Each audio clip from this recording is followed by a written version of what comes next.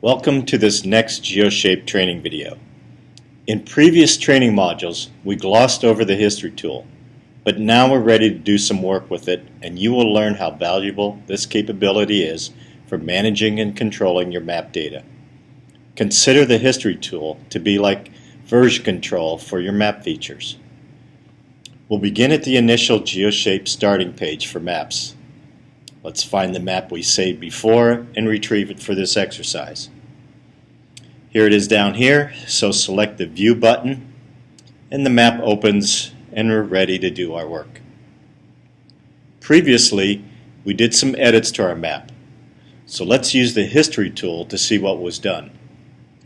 But before we go on, it's important to know that only layers that have been created as GeoGet layers can work with the History tool.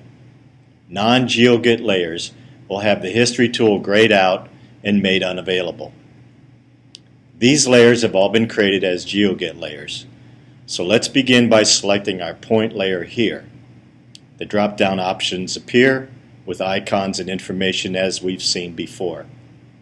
Okay, this time let's select the Show History icon. A pop-up window appears below showing a series of dates, times, and colored bars. Each of these rows represents a specific action done to a feature in this layer. However, one feature may have several representations in this list. Let's take some time to go over each piece of information here.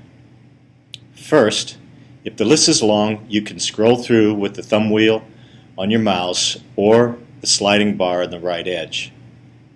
The actions are sorted from oldest at the bottom to the most recent at the top. Over to the left side is the name of the account or the person who performed the action. The date represents the date and time when the action was done, and the color bar represents the type of action done to the feature. A green bar indicates data entry.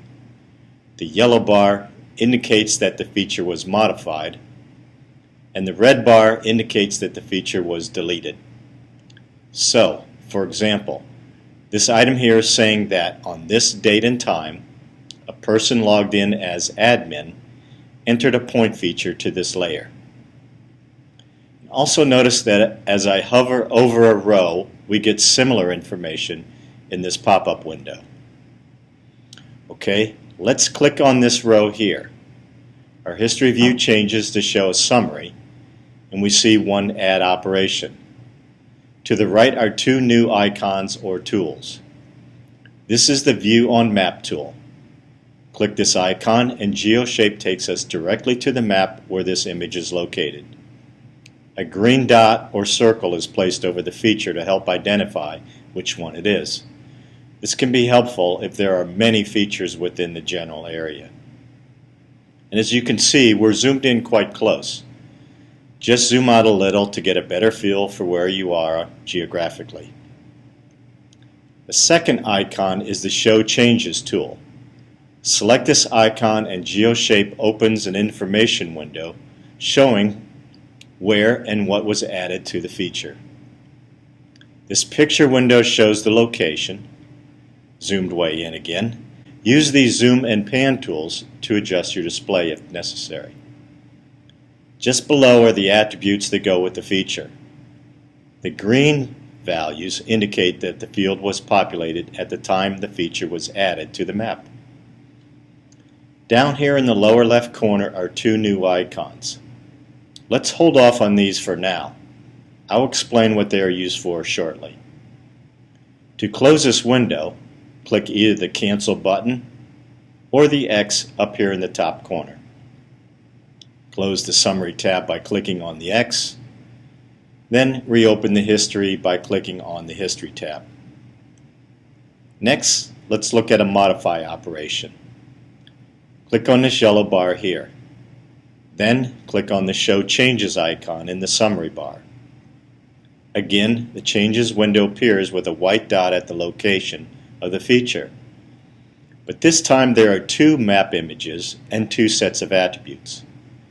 The left side is showing the original location and values for the feature.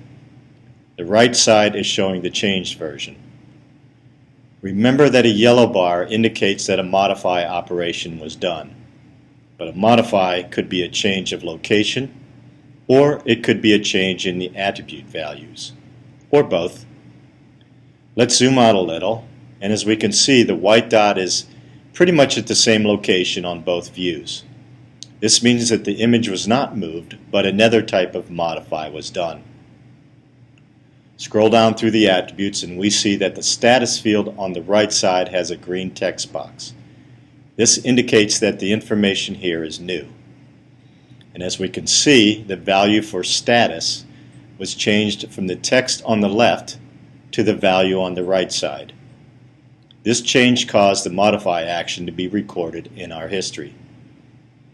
Since we made this modification, we're going to go with the idea that the change is valid.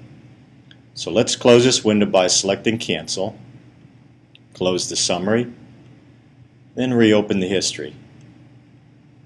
Next, let's examine the third type of history, the delete operation, or red bars. Click on this item here, then click on the Show Changes icon at the right.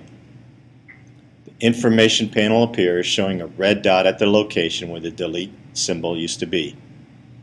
Now, let's suppose that the removal of this feature is not correct and that we would prefer to have it back.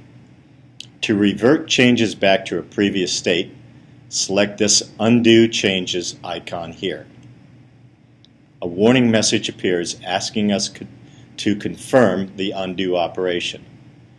Click Yes to undo the delete, or click No to abort the undo operation. Let's go ahead and select Yes here, and GeoSHAPE brings the feature back to our map as though the delete never happened. It's important to know that GeoSHAPE keeps track of all changes made and that this revert operation is now part of the history for this feature.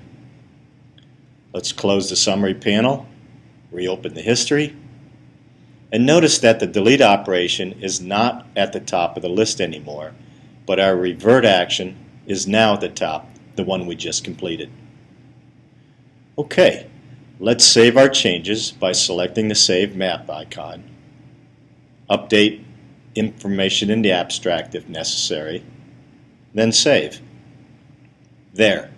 We just covered a series of history operations that you can do with the features associated with an entire layer. In this module, we learned that history tracks our map changes by add, modify, and delete operations. And we saw how a person with authority can view the history of a feature, then decide to keep or revert the changes back to a previous state. Being able to view and act on history of our data is one of the most important tools that you will use for your map work. There are more history tools and capabilities that we need to go over, but we'll cover them in the next training video. Be sure to review that video and learn of even greater capabilities that you can do with history in GeoSHAPE. So we'll see you there.